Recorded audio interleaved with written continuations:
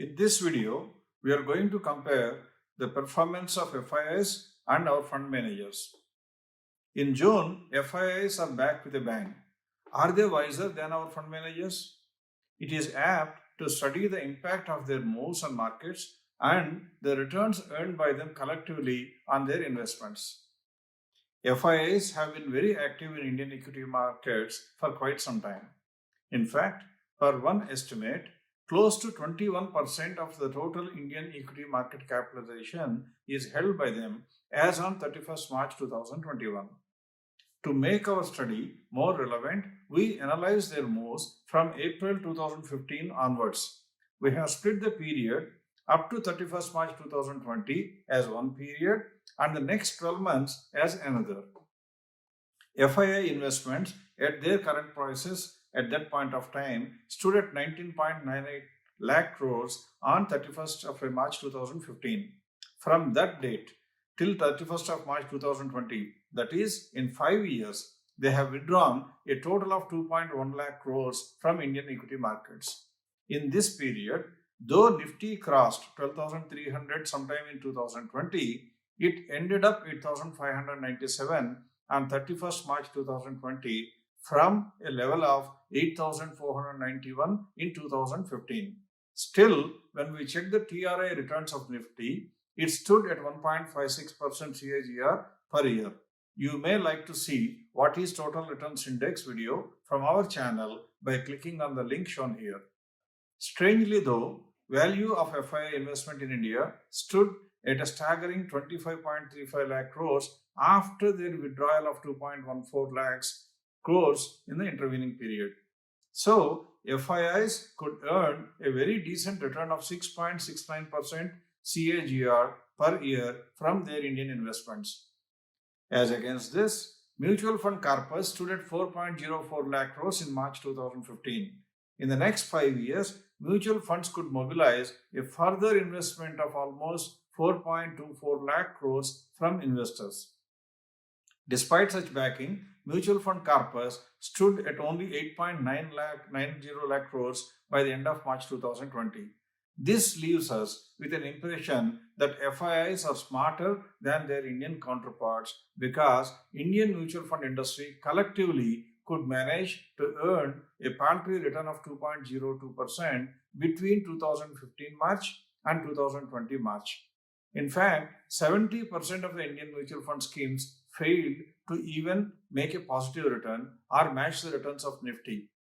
Before we write off all our fund managers, it is appropriate to see how they performed till March 2018 and what happened post March 2018. We must acknowledge that 56 out of 60 large mutual funds diversified schemes have done very well, in fact much better than Nifty in the period of 2015 to March 2018. What went wrong with mutual fund performance post March 2018 intrigued us to look out for possible reasons. SEBI came out with a note classifying top 100 stocks with the largest market capitalization as large cap and the next 150 as mid caps. Mutual funds were directed by SEBI to rejig their portfolios so as to park majority of their funds in these 250 stocks, even if it meant offloading highly promising stocks from the rest of the universe. In fact, this led to an unforeseen commotion in mutual fund industry with everyone rushing to sell all the stocks beyond the list of 250 out of fear that other mutual fund schemes may do it before one another. This unprecedented rush to sell even quality stocks at throwaway prices led to serious erosion in net assets values of all Indian mutual fund schemes, and all retail investors were subjected to deep cuts in their portfolios, be it in direct equities or mutual funds. 97% of the mutual fund schemes have lost out in this period of 2018 March to 2020 March when compared to Nifty. FIIs had always been investing heavily in large to very large cap stocks most of the time, and that led to their superior performance over Indian mutual funds. Then the magical period of post-COVID started in India. Representations from mutual fund industry and the outcry from retail investors reached SEBI, and the rules were relaxed by introducing a new category called FlexiCap. In fact, by introducing this FlexiCap category, SEBI allowed every mutual fund to hold stocks from any of the large cap, mid cap, or small caps under this category. While fear led to panic in March 2020, not knowing the possible fallout of pandemic, newfound hope of imminent recovery and relaxation in rules to buy quality stocks without any fear brought back the concept of value buying. Indian professionals are known to be good and no less capable than that of international peers.